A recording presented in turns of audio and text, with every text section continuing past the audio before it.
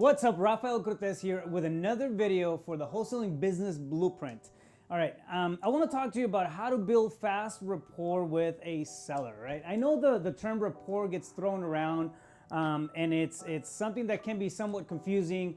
A lot of people think that rapport is sitting there for hours talking about football and baseball or whatever, but it's really not. There's ways of reaching rapport with a seller. And at the end of the day, it really comes down to whether or not the seller is comfortable and they feel that you're trustworthy, right? So comfort and trust is really what's gonna build that connection or rapport. And there's ways of getting there a little faster if you just pay enough attention to the seller as you're having the conversations with them. So I wanna put 3 psychology principles on the table for you on how to get there, right? Side 101, simple stuff. But when you start to actually apply it on the field, when you start to apply it when you're having those conversations with the seller, you're gonna be able to understand a lot more, right? Number 1, listen to the pace and the tone of the seller as they are speaking, okay? Are they being fast to speak?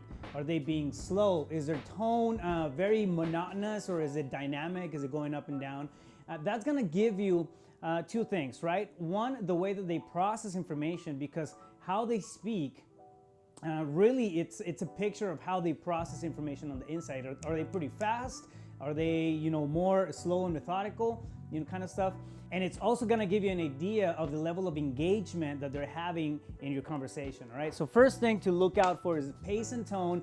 And of course, I mean, you probably heard about this, that if you mirror and match the pace and the tone, you're gonna be in a better space with them, because now they're communicating with you along the same frequency, right? And you're both on the same page. They feel like they connect with you. They understand the way that you're communicating. So it puts you both on the same page as far as communication goes, right? Pace and tone. How fast are they speaking?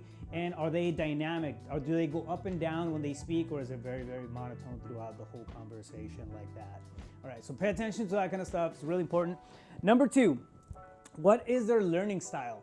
As you're having those conversations with them, they're gonna say key phrases. They're gonna say key words that are gonna give you a little bit of insight as to how they learn, all right? And the reason that you wanna pay attention to that is because you want to frame your conversation in the way that they actually take information in. How are they learning? For example, if you have a seller that says, yeah, I hear what you're saying. Yeah, it sounds like your offer is gonna be way lower than what I'm looking to pay for. You know that seller has a learning style that's based on listening, right?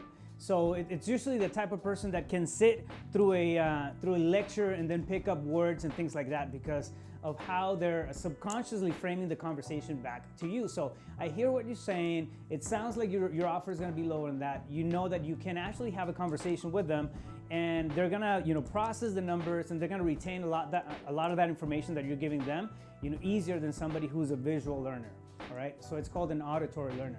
Now, if somebody says on the opposite side of that, when you're having a conversation with them and they say, I see that the offer that you're making is lower than what we can take, or it looks like I have a problem that you can't solve. Anything in the context of seeing, that it's gonna be a visual learner, all right? And now what you have to do is, instead of going, talking about comps and then going on this half-an-hour conversation, you actually have to paint the picture in front of them. So you actually pull out the sheet of paper, and then break down the map, show them, comps, and they want to see, your argument for how you're getting to your numbers, how you creating that offer for them, that sort of thing. So if they're a visual learner, make sure that you have visual reinforcements so you can talk to them in the same format or in the same way that they learn about things, right? So that's number 2, very important. Watch out for their learning style. Number 3, are they people or are they task-oriented, okay? Are they talking, for example, about feelings? I feel like moving would be, a scary thing right now. And are they using words that express emotions? I'm concerned, I'm scared, I'm excited, I'm eager, that sort of thing. If that's the case, they're gonna be people-oriented, okay? They prioritize relationships over tasks and results, all right? So now you know how to frame your conversation, how to support the numbers and the argument that you have for them as far as presenting an offer. Now you're not gonna wrap it around numbers and statistics and all that stuff. You're gonna talk about the potential of how great things can be and feel when they sell the property, right? So on the other side, if they're very task oriented, they're going to be using a different context of words. They're going to be talking about cold hard numbers, specific results, conversations along the lines of how much, deadlines, and not so much people specific, very task and deadline oriented type of stuff. So now you have that, and you pick that up in conversation, right? So you have to pay attention to that, pick up the context of the type of words they're using with you, and what this whole thing is about. It's really not about deceit, it's not about manipulation or any of that stuff. It's about understanding what their primary concerns are. It's about reading in between the lines and actually coming in with a solution that can help them solve their problem, right?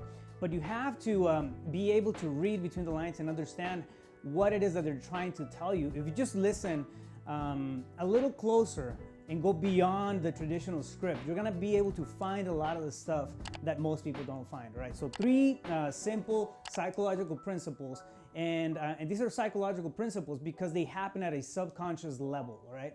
So 3 simple psychological principles to keep in mind are gonna be pace and tone, learning style, and then people versus task oriented. Use those as guidelines, play with them a little bit, and you're gonna see how the conversations take a whole different shape and format, right? Stay focused, you got this.